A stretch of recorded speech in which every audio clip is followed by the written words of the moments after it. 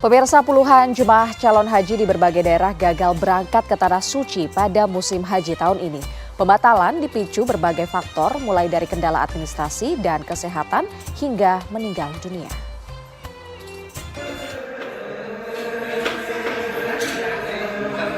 "77 jemaah calon haji asal kota Tangerang Selatan terkonfirmasi batal berangkat ke Tanah Suci pada musim haji tahun 2026.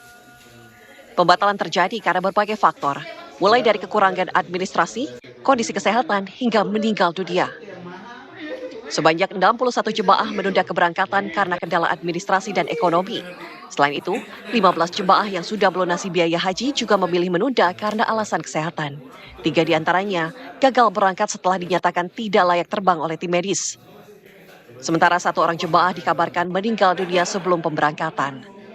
Kepala Kementerian Haji dan Umroh Kota Tangerang Selatan, Rizky Walidin, mengatakan para jemaah yang tidak dapat diberangkatkan tahun ini akan dijadwalkan ulang pada musim haji berikutnya setelah dinyatakan memenuhi syarat.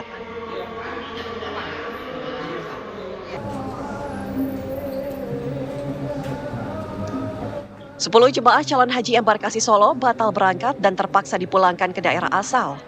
Ke-10 jemaah calon haji dinyatakan tidak layak terbang oleh pihak kesehatan embarkasi setelah menjalani cek kesehatan. Sejauh ini, ada 7 jemaah yang masih sakit dan dirawat di sejumlah rumah sakit rujukan embarkasi Solo. Sementara jemaah calon haji yang sudah tiba di embarkasi Solo sebanyak 17 kloter dengan jumlah 6.115 jemaah. Tim TV One mengabarkan. Pemberangkatan jemaah haji terus dilakukan seperti di kota Jambi. Lebih dari 400 jemaah haji kloter pertama malam nanti akan berangkat ke Batam untuk terbang ke Tanah Suci. Sementara di Yogyakarta sekitar 140-an jemaah haji khusus juga diberangkatkan dari Yogyakarta International Airport di Kulon Progo.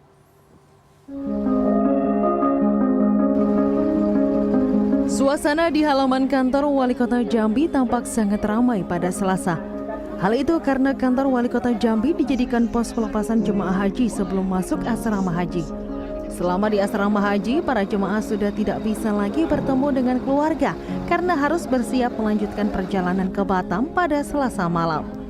Kloter pertama Kota Jambi ini tergabung dalam kloter BTH13 yang akan terbang ke Tanah Suci melalui Bandara Hang Nadiem Batam. Seharusnya ada 437 jemaah haji yang berangkat pada Selasa, namun 2 diantaranya batal karena sakit. Dan hari ini yang dilepas 435. Sebetulnya 437, 2 sakit mendadak. Dan kami memberikan ruang di sini karena keluarga biasanya ingin mengantarkan. Ke di asrama haji tidak boleh masuk. Sehingga di kantor wali kota ini kita fasilitasi semua keluarga boleh masuk, mengantar untuk bisa melepas sekaligus mendoakan.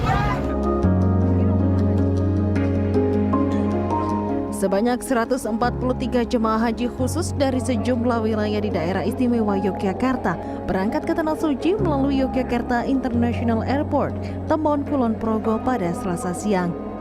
Para jemaah haji khusus ini memang harus mengeluarkan biaya yang lebih mahal dibandingkan dengan haji reguler.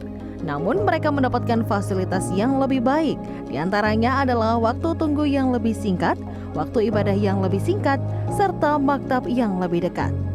Biaya haji khusus pada tahun 2026 berkisar antara $18.000 Amerika atau sekitar 300 jutaan rupiah dengan masa tunggu antara 5 hingga 9 tahun.